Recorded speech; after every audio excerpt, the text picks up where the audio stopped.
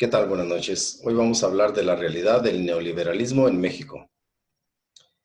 En los años 80, en medio de una fuerte crisis y descontento general de los banqueros, a quienes les habían expropiado sus bancos, llega a la presidencia el primer presidente tecnócrata y también pupilo de López Portillo. Se trata de Miguel de la Madrid Hurtado. Ganando las elecciones sin problema alguno por dedazo, que era una práctica muy común en el partido oficial, recibe pues a un país empobrecido y con una inflación de más del 150%, así que decide tomar medidas drásticas y lanzarse de lleno al capitalismo, por influencia de países como Estados Unidos con Ronald Reagan y de Reino Unido con Margaret Thatcher. Entonces acepta un millonario préstamo del Fondo Monetario Internacional con las condiciones de imponer un tope salarial y congelarlo, así que devaluar también el peso de 70 pesos a 150 pesos por dólar. Todo este manejo le trae un descontento de la población y sobre todo de los partidos de izquierda, quienes se unirían para ya no permitir más el gobierno priista.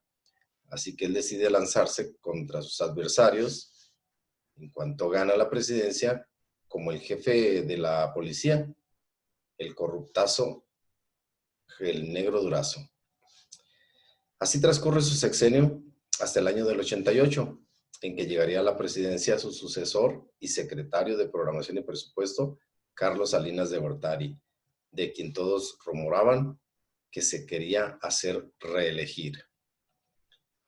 El día de la votación, el día 6 de julio de 1988, la oposición de izquierda unificada que ellos habían desestimado comenzó a arrasar en las urnas, con Cuauhtémoc Cárdenas al frente. Sí, ese Cuauhtémoc Cárdenas, el hijo del general Lázaro Cárdenas del Río. Entonces se decidió por la noche tumbar el sistema y mágicamente se restablecería dándole la victoria a Carlos Salinas de Gortari.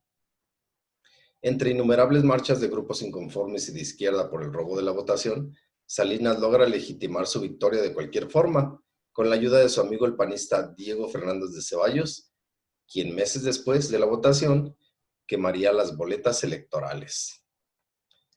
Comenzó su sexenio Salinas con mano firme, imponiendo el neoliberalismo, haciendo quebrar empresas nacionales para venderlas a amigos y particulares, casi regaladas. Tal es el caso de Telmex, que se la vendió a su amigo Carlos Slim a precio de risa. Mismo Carlos Slim que más tarde llegaría a ser uno de los hombres más ricos del planeta. Así pues, Salinas vendió en total casi 1,000 empresas en cuanto llegó a la presidencia. Eran empresas nacionales que él privatizó, entregándolas a manos de particulares. Además, se apoderó del Instituto Electoral, asegurando con esto su injerencia en la presidencia hasta el año 2012, como lo mencionó su secretario en particular, a los extranjeros, para ganar su confianza y más tarde ofrecer a América del Norte un tratado de libre comercio entre Estados Unidos, México y Canadá, los cuales gustosos aceptaron, ya que era una ganga, pues comprarían los artículos mexicanos muy baratos y México compraría los de ellos caros, porque lo invitaron a devaluar el peso un 150% más y a endeudarse también con el Fondo Monetario Internacional por 200,000 millones de dólares, aceptando sus condiciones como imponer un nuevo impuesto, el IVA, firmar tratados con derechos humanos, etc. Y para calmar los humos de los mexicanos, Salinas declaró que estaba renegociando la deuda externa.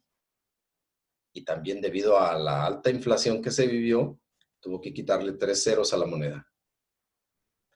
En un México que crecía más y más la pobreza y los cárteles de la droga, la delincuencia que se había cobijado tras la gente poderosa en el gobierno, son asesinados el cardenal Posadas Ocampo, el excuñado del presidente, Ruiz Massieu, y hasta el candidato oficial del partido, Luis Donaldo Colosio, lo cual trae un clima de inseguridad seguido por una fuga de capitales y hasta los inversionistas compraban una gran cantidad de dólares, lo cual acarrea nuevamente otra fuerte devaluación. En 1994 llega al poder Ernesto Zedillo Ponce de León, doctor en economía y un joven preparado al vapor para ser mandatario sin problemas, ya que recordemos que ahora el Instituto Electoral trabajaba para el régimen. Así que los contendientes Cárdenas y Ceballos solo se hicieron chiquitos. Y en el mismo año se destapa a la luz pública el EZLN, en cuanto recibe el poder Ernesto Zedillo y varias protestas más en contra de él. Ernesto Zedillo continuó con el sistema político neoliberal, vendiendo empresas como Ferrocarriles Nacionales, donde por cierto ahora labora como asesor o consultor, algo así. También impuso moda, pues más expresidentes están laborando ya en empresas de las que ellos mismos privatizaron. Bueno, Zedillo se lanza al rescate de la economía y también al rescate de los banqueros, pues habían despilfarrado y desaparecido el dinero de los ahorradores y otros ya no podían pagar debido a las altas tasas de interés. Así que decide lanzar el controvertido Fobaproa, el Fondo Bancario de Protección al Ahorro, y con esto les regala dinero del pueblo a los banqueros para rescatarlos.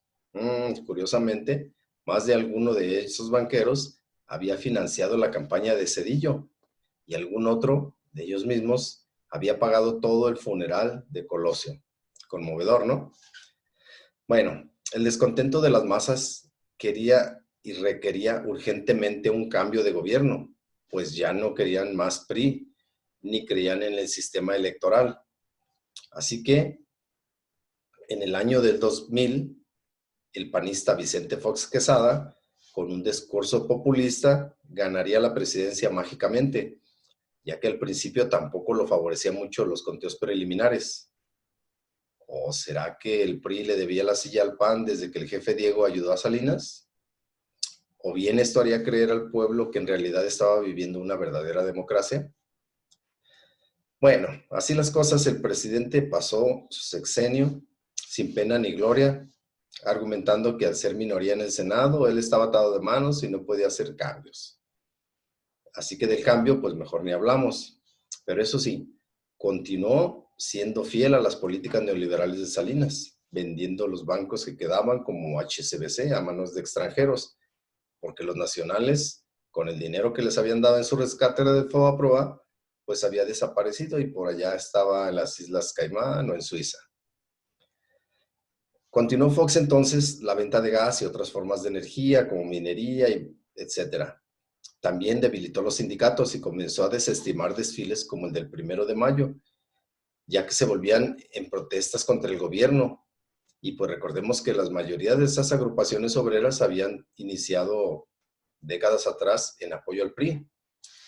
Es más, ni siquiera el grito quería dar Fox en el Palacio Nacional, mejor se fue a darlo a Dolores Hidalgo, pues no se animaba en el Zócalo, pese a esas vallas de acero que había mandado poner alrededor de la presidencia y que durarían ahí por 16 años.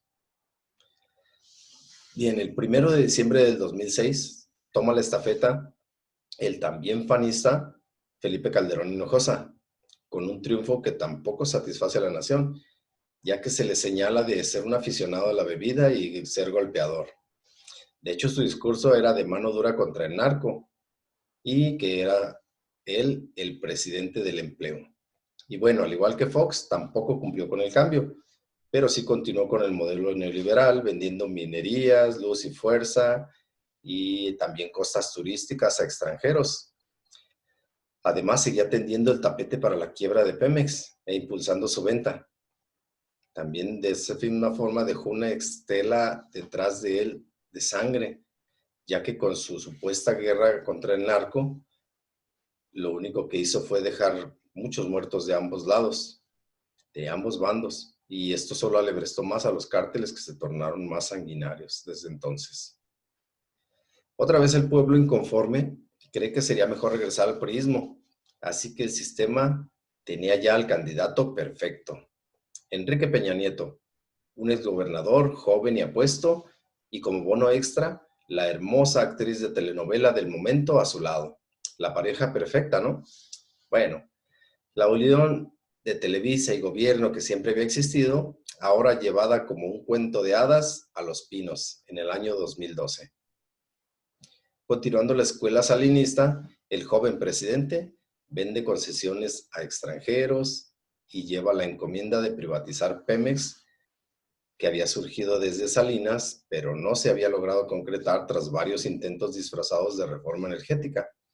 Así que firma el Pacto por México, por lo oscurito, con las fuerzas políticas del PRI, PAN y PRD, hasta que por fin lo logra con la ayuda del presidente del Senado, el panista Ricardo Anaya, quien después sería candidato presidencial, que tal vez esperaba su premio, ¿no?